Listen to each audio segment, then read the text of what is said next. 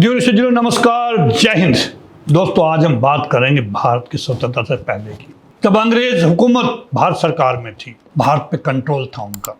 आए थे बिजनेस करने, लेकिन यहाँ पे शासक बन बैठे थे।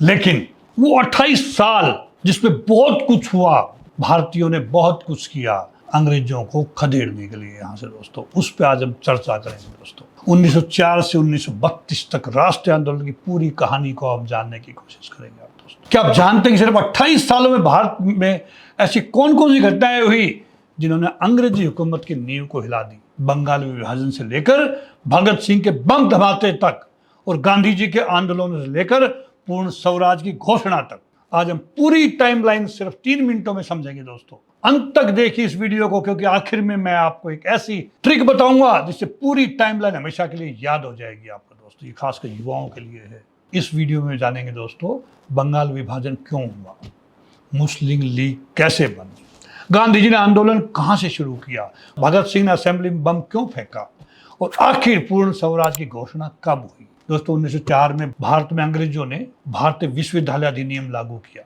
जिससे शिक्षा पर सरकार का नियंत्रण बढ़ गया। दोस्त, यानी अंग्रेजों का नियंत्रण बढ़ गया। 1905 में हुआ बंगाल का विभाजन। अंग्रेजों की नीति थी दोस्तों, फूट डालो और राज करो, लेकिन सब पूरे देश में जबरदस्त विरोध हुआ था।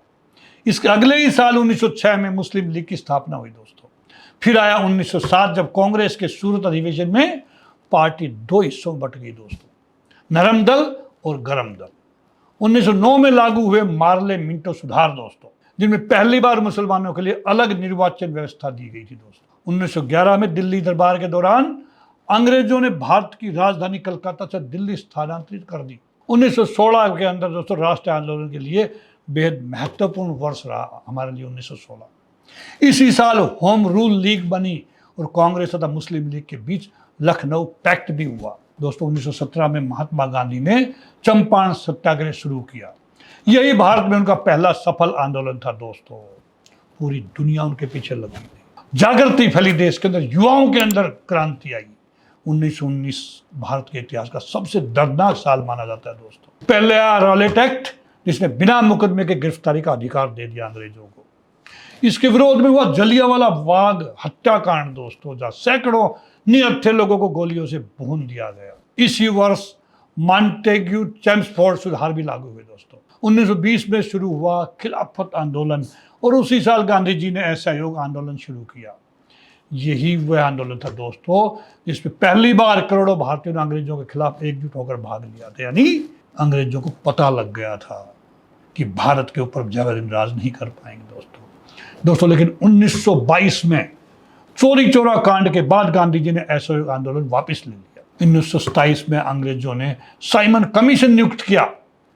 जब 1928 में भारत पहुंचा तो पूरे देश में नारा गूंजा, Simon go back, Simon go back, क्योंकि इस कमीशन में एक भी भारतीय सदस्य नहीं था। 1929 में क्रांतिकारी भगत सिंह और बटुकेश्वर दत्त ने केंद्रीय विधानसभा में बम फेंका। उनका उद्देश्य किसी का हत्या करना नहीं था, बल्कि अंग्रेजों को एक संदेश देना था। बहरों को सुनाने के लिए धमाका जरूरी था। दोस्तों, वो बहरे थे, अंग्रेज सरकार बहरी हो चुकी थी, हिंदुस्तानियों किसी बात पे उन पर असर नहीं हो रहा था।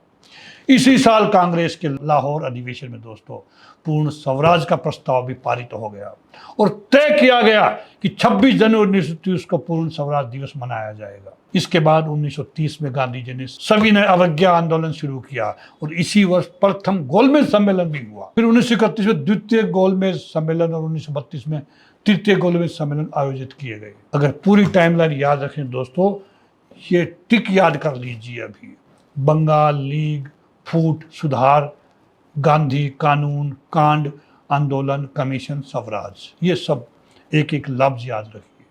बस यही क्रम याद रहेगा तो पूरा राष्ट्रीय आंदोलन आसानी से आपको याद हो जाएगा। दोस्तों, 1904 से 1932 तक की इन घटनाओं ने भारत के स्वतंत्रता संग्राम को नई दिशा दी और अंत में 15 अगस्त 1947 को भारत आजाद हुआ।